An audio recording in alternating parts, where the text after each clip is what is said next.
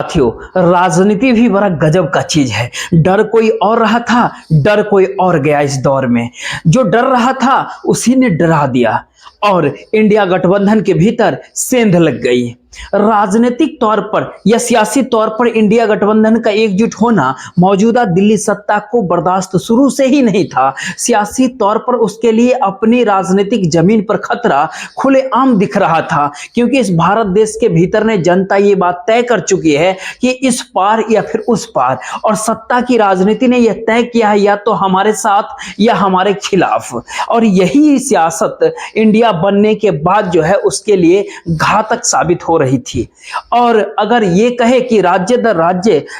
छत्रक दर छत्रक और तमाम राजनीतिक पॉलिटिकल पार्टी एक साथ एकजुट एक मंच पे मौजूदा भारतीय जनता पार्टी के खिलाफ नजर आने लगे और वह खड़े भी हो जाए और बिल्कुल आमने सामने 1-to-1 की प्रस्तुति जब हो जाए, तो चाहे केमिस्ट्री उसमें जोड़ लीजिए, चाहे मैथमेटिक्स अपना लगा लीजिए, सियासी तौर पर भारतीय जनता पार्टी के लिए 272 का आंकड़ा छू पाना नामुमकिन सा लग रहा था। सियासी तौर पर जितनी भी टिक्रमें इस दौर में भारत देश के चौंध को लेकर के दिखाई गई या फिर एक के बाद एक निर्णय नरेंद्र मोदी की सत्ता के जरिए लिया गया हो, लेकिन जमीनी हकीकत जितनी रोकड़ी जमीन इस भारत देश की जनता को नसीब हो रही है, उसने तो सरकार के भीतर की नींव को हिला रखा था। और शायद यही वह कारण है कि एक मुद्दे के बाद दूसरा मुद्दा और दूसरे मुद्दे के बाद फिर कोई और नया मुद्दा, इसी आसरे 2024 के लोकसभा चुनाव के दिशा में आगे लगातार मोदी सत्ता के आगे कदम बढ़ रहे थे। और साथियों, इंडिया गठबंधन के भीतर अभी इस वक्त क्या चल रहा है, इसको लेकर के पूरे देश में एक पूरा दिलचस्पी है और दिलचस्पी होनी भी चाहिए कि इंडिया गठबंधन के भीतर क्या चल रहा है और नाम मात्र के दिख रहे भारतीय जनता पार्टी के पूर्ण प्रभाव वाले एनडीए गठबंधन के भीतर क्या चल रहा है। इसी बीच एनडीए में तो गठबंधन नहीं दिख रहा, लेकिन एनडीए में सिर्फ भारतीय जनता पार्टी ही आगे दिख रही है और भारतीय जनता पार्टी के सामने कटोरा लेकर के कहे खड़े अलग अलग कुंड में छोटे मोटे दिख रहे हैं कि उनको कितनी सीट चाहिए, इतने सीट चाहिए। और इंडिया गठबंधन के भीतर बराबर के हक से जो है स्ट्रेटेजी से, रणनीति से सीटों का बंटवारा कम से कम आज के दौर में तो जरूर दिख रहा है। अब इंडिया गठबंधन के भीतर से यह भी तय हो गया कि उसको कहां गठबंधन का स्वरूप एक पक्षीय रखना है और कहां पर उसको गठबंधन का स्वरूप जो है द्विपक्षीय करना है या त्रिपक्षीय करना है। यानी इंडिया गठबंधन के भीतर जो है किस राज्य के भीतर भारतीय जनता पार्टी के एक कैंडिडेट के साथ एक ही कैंडिडेट उतरेगा और कहां पर जो है आपस में इंडिया गठबंधन के दो कैंडिडेट मुकाबला करते हुए नजर आएंगे। तो ये सारे सवाल आज के दौर में सबसे ज्यादा महत्वपूर्ण किसी को हो गया है और सबसे ज्यादा अगर किसी को परेशान कर रहा है तो दिल्ली से लेकर के नागपुर तक उस पूरे गुजरात खेमे को परेशान कर रहा है, जिस गुजरात खेमे के भीतर चुनावी हिंदुत्व के दायरे में एक ऐसी रचना तैयार की, एक ऐसी नैरेटिव सेट किया कि चुनावी रूप से रामलला ही 22 जनवरी तक दिखते हैं, उसके बाद वो धार्मिक और आध्यात्मिक रूप से फिर से दिखते हैं। कर्पूरी जननायक कर्पूरी ठाकुर भी 23 जनवरी को चुनावी रूप से ही दिखाई पड़ते हैं। 24 जनवरी यानी आज की तारीख को कर्पूरी ठाकुर पिछड़ों का एक ऐसा मसीहा के रूप में दिख जाते हैं जिनकी सरकार जो है आरएसएस से जुड़े हुए लोगों ने गिरा दिया था। ऐसे मसीहा कर्पूरी ठाकुर को भारत रत्न देकर के एक तरह से कहे कि प्रायश्चित जरूर आरएसएस के काडर से निकले हुए लोग जो सत्ता के भीतर मौज काबिज हैं वो करने की कहीं ना कहीं प्रयास कर रहे हैं। लेकिन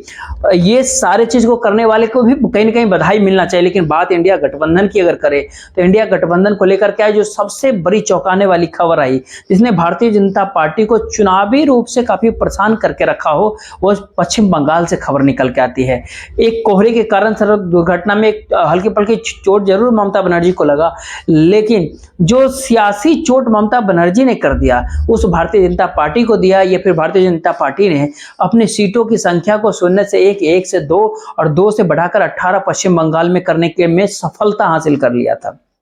लेकिन 2019 का लोकसभा चुनाव अलग था, 2024 का लोकसभा चुनाव बहुत अलग तरीके से है। अल्ताफ रजा को हर कोई देखेंगे, वो साल दूसरा है, ये साल दूसरा है। ठीक इसी प्रकार से राजनीतिक में भी साल बदलने का, राजनीतिक बदलने से सीधा संबंध होता है आपस में। लेकिन कौन ये बात सोच सकता है कि पश्चिम बंगाल के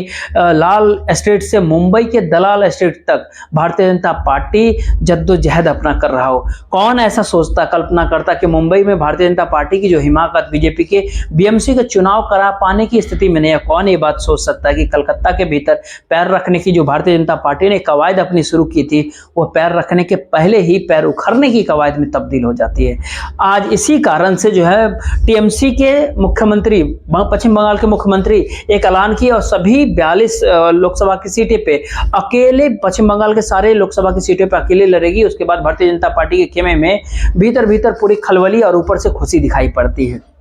इसके पीछे का कारण क्या होता है? दरअसल इंडिया गठबंधन का जिस दिन नींव पड़ा था, आप कई वीडियोज में देख सकते हैं कि उसमें कई बार ये बात जिक्र किया जाता है कि इंडिया गठबंधन के भीतर दो तरह की चुनावी रणनीति कहीं ना कहीं तैयार की जाती है। वहां पे जहां पर भारतीय जनता पार्टी को स्पेस न मिले, वहां जहां पे भारतीय जनता पार्टी के साथ सीधे इंडिया गठबंधन को मुकाबला करना है। पश्चिम बंगाल, केरल और पंजाब, ये 3 ऐसे राज्य हैं जहां इंडिया गठबंधन जो है आमने सामने का टक्कर होगा। वहां पे भारतीय जनता पार्टी को कोई स्पेस नहीं मिला। केरल के भीतर एलडीए फॉर्मूला यानी वहां पे यूनाइटेड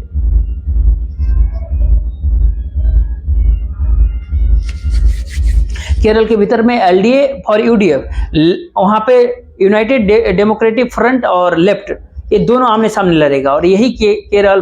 का फॉर्मूला जो बंगाल और पंजाब में अपनाया जा रहा है। ममता बनर्जी इंडिया गठबंधन में रहेगी और हैं और थे। और ममता बनर्जी जो है कि उनके जो 42 सीटों के ऊपर चुनाव लड़ने की जो बात है, जितने सांसद भी चुनाव जीत करके आएंगे वो सारे के सारे जो हैं दिल्ली के भीतर भारतीय जनता पार्टी के खिलाफ बनने वाली इंडिया गठबंधन या इंडिया अलायंस की सरकार बनने की अगर नौबत आई तो उस सरकार का हिस्सा होगी।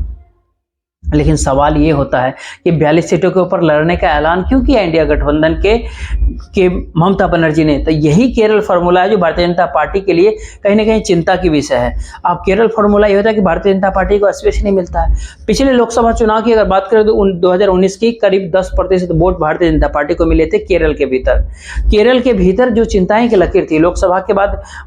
विधानसभा में डैमेज कंट्रोल हो गया और कांग्रेस यानी यूडीएफ और लेफ्ट यानी एलडीएफ दोनों ने चुनावी व्यूहरचना इस प्रकार से केरल में बनाया कि भारतीय जनता पार्टी को कहीं वहां पे एक भी सीट नहीं मिलती है। यही कवायद कहीं ना कहीं पिछली गलती जो है 2019 के लोकसभा चुनाव में और 2021 के विधानसभा चुनाव में पश्चिम बंगाल के भीतर हुआ, वो गलती से इसे बचने के लिए आज 42 सीटों के ऊपर जो है सीपीएम कांग्रेस का जो गठबंधन और 42 सीटों के ऊपर टीएमसी का गठबंधन आमने सामने मुकाबला करते हुए दिखेगा। ऐसे मुकाबले के दो पहलू होते हैं। जिन लोगों ने 1989 के लोकसभा चुनाव के भीतर रामो वामो का अलायंस देखा हो और उस रामो वामो का अलायंस के भारतीय जनता पार्टी के साथ उसी लोकसभा के अंदर पूरे रणनीतिकल गठबंधन देखा हो, स्ट्रेटेजिकल गठबंधन देखा हो कि उसने पता है पश्चिम बंगाल में जो ममता बनर्जी ने ऐलान किया उसके कितने राजनीतिक निहितार्थ है। और भारतीय जनता पार्टी और जनता दल के बीच कुछ सीटों पे प्रत्यक्ष, कुछ सीटों पे अप्रत्यक्ष अलायंस होता है, राजनीतिक अलायंस होता है 1989 की लोकसभा के चुनाव में। और उस चुनाव के भीतर जनता दल के लोग भी बीपी सिंह के नाम पे वोट मांगते थे, भारतीय जनता पार्टी के लोग भी बीपी सिंह के नाम पे ही वोट मांगते हैं, वाम मोर्चा के लोग भी बीपी सिंह के नाम पे ही वोट मांगते हैं, तेलुगु देशम के लोग भी बीपी सिंह के ही नाम पे वोट मांगते हैं, डीएमके के लोग भी बीपी सिंह के ही नाम पे वोट मांगते हैं और असम गण परिषद के लोग भी बीपी सिंह के नाम पे ही वोट मांगते हैं। लेकिन भारतीय जनता पार्टी, बीजेपी और जनता दल कई सीटों पे फ्रेंडली वाइट में होती है, आमने सामने की टक्कर होती है। कई सीटों पे ऐसे कैंडिडेट जनता दल ने उतारे थे जो भारतीय जनता पार्टी के कैंडिडेट की मदद कर सके और कांग्रेस के कैंडिडेट को हरा सके। ये उस समय राजीव गांधी का बोफोर्स का दौर होता है, तब ये खेल चल रहा होता है। सेम इसी प्रकार से यही काम जो है भारतीय जनता पार्टी ने बीजेपी और लेफ्ट के पार्ट कई सीटों के ऊपर किया था। कांग्रेस के कई कैंडिडेट को वोट काटने वाले कैंडिडेट को उतार दो ताकि जनता दल के कैंडिडेट आराम से जीत पाए। और यही रणनीति जो पश्चिम बंगाल के भीतर अपनाई जा रही है ममता बनर्जी के द्वारा कि चुनावी पूरे खेल में, चुनावी पूरे संघर्ष में, इसमें ममता बनर्जी बनाम सीपीएम कांग्रेस गठबंधन के बीच में हो जाए। पिछले लोकसभा चुनाव में बंगाल में एक नारा गूंजता था कि आगे राम पीछे वाम। लेफ्ट फ्रंट के कार्डर भारतीय जनता पार्टी के साथ जुड़ करके इस रणनीति के साथ आगे जुड़ रहे थे कि एक बात ममता बनर्जी को अगर हटा दिया जाएगा तो उसके बाद जो है सीपीएम के सरकार भी 5 साल बाद वापस हो जाएगी, लेकिन वो इसमें सफल नहीं होता है। उसके बाद लेफ्ट फ्रंट के कार्डर को वापस फिर खींचना शुरू किया। पश्चिम बंगाल का म्युनिसिपल इलेक्शन होता है, उस म्युनिसिपल इलेक्शन की चर्चा जो है उत्तर प्रदेश के विधानसभा चुनाव के टाइमिंग जो था, जो वही समय होता है करीब करीब लगभग अब उस समय अन्यथा उस दौर में जो खेल हुआ, राजनीतिक खेल, उस खेल ने ये साफ साफ कहा कि म्युनिसिपल इलेक्शन का जो ट्रेंड दिखा कि लेफ्ट फ्रंट में अपने कार्डर को वापस, आगे राम पीछे वाम का नारा लगाने वाले जब वापस वो खींच लिया और ये जाहिर कर दिया कि पश्चिम बंगाल के भीतर कोई टीएमसी से अगर लड़ सकता है तो सीपीएम और कांग्रेस का गठबंधन ही है। सागर दिघी का बाई इलेक्शन इसका उदाहरण होता है, जो हाल ही के समय कुछ महीने पहले ही हुआ। उस पूरे उपचुनाव के भीतर जो भारतीय जनता पार्टी बीजेपी 2021 के चुनाव के भीतर करीब 45,000 वोट पाकर नंबर 2 स्थान पे होती है, वो भारतीय जनता पार्टी बीजेपी करीब 20,000 वोट लेकर के नंबर 3 पे आ गई। और इस बात से बखूबी अंदाजा लगा सकते हैं लेफ्ट फ्रंट में कितने जल्दी वापसी कर लिया। जो शून्य पे विधानसभा में पहुंचा, जो शून्य पे कांग्रेस पहुंचा, वो गठबंधन जो है शून्य से ले जाना इस सारे वोटरों को बंगाल के भीतर नागवार गुजर गया, जिन वोटरों ने भारतीय जनता पार्टी को बंगाल के भीतर लोकसभा चुनाव में 18 सीटों के ऊपर और विधानसभा में 77 सीटों के ऊपर पहुंचा दिया। उनको ये बात पता है कि बंगाल की राजनीति का केंद्र बिंदु जो है दरअसल वोटों का एक ऐसा ध्रुवीकरण होता है जिस ध्रुवीकरण के सारे पश्चिम बंगाल उत्तर प्रदेश नहीं बनाया जा सकता। उत्तर प्रदेश के भीतर भाजपा एमओआई वर्सेस ये एमओआई का जो होता है ना, इसको कॉल करने में मुस्लिम यादव बनाम अन्य ये मैसेज करने में बहुत सफल होती है। 30-32% के आसपास बंगाल में जो अल्पसंख्यक होता है जो भारतीय जनता पार्टी के साथ नहीं जुड़ पाती है, और 17-18% के आसपास लोग भद्र लोग जो जिसको लेफ्ट उदार वामपंथी जो जग जाहिर सी बात है, चाहे रविन्द्रनाथ टैगोर का हो, काजी नजरुल इस्लाम का उस समय हो, चाहे सुभाष चंद्र बोस का समय हो, चाहे ज्योति बासु साहब का दौर हो। कांग्रेसी मुख्यमंत्री सिद्धार्थ शंकर रेड्डी जो होते हैं वो उसी उदारवादी पंथी धारा के प्रतीक हुआ करते थे। ममता बनर्जी सिंगूर और नंदीग्राम से जो है पश्चिम बंगाल के राजनीति को निर्णायक मोड़ देने वाली ममता बनर्जी ने जिस प्रकार का उदारवाद वामपंथी चेहरा वामपंथियों के सामने पेश कर दिया और राइटर्स बिल्डिंग के ऊपर कब्जा जमाया, और राइटर्स बिल्डिंग के ऊपर ममता बनर्जी के पहुंचने की कहानी में जो है उसी उदार वामपंथी की बहुत बड़ी भूमिका होती है। कौन ऐसा सोचता है कि उदार वामपंथ के सबसे बड़ी प्रतिनिधि पश्चिम बंगाल के भीतर साहित्यिक प्रतिनिधि महाश्वेता देवी जैसे लोग भी वाम मोर्चा का साथ छोड़ करके नंदीग्राम के बाद टीएमसी के ममता बनर्जी के पक्ष में खड़े हो गए थे। और हालात ऐसे बदले कि बदल गए कि राइटर्स बिल्डिंग के ऊपर सीपीएम की जगह जो है टीएमसी का झंडा लहराने लगा। और जिस राइटर्स बिल्डिंग के कभी कराची से लेकर के बर्मा तक का शासन और कश्मीर से लेकर के कन्याकुमारी तक का शासन अंग्रेज के हाथों में होता था, उस राइटर्स बिल्डिंग के ऊपर टीएमसी काबिज हुआ। और टीएमसी जब राइटर्स बिल्डिंग के ऊपर जब उस काबिज हो गई, जब उसे उसके बाद सबसे बड़ी आश्चर्य की बात होती है पूरे भारत देश में भारतीय जनता पार्टी को जाति की राजनीति से मिर्ची लगती है और भारतीय जनता पार्टी सांप्रदायिकता की राजनीति को कहीं न कहीं प्रत्यक्ष या फिर अप्रत्यक्ष रूप से आश्रय देते हुए नजर आती है। लेकिन पश्चिम बंगाल के भीतर भारतीय जनता पार्टी क्या करती है, मथुआ समुदाय की आराध्य देवी के दर्शन के लिए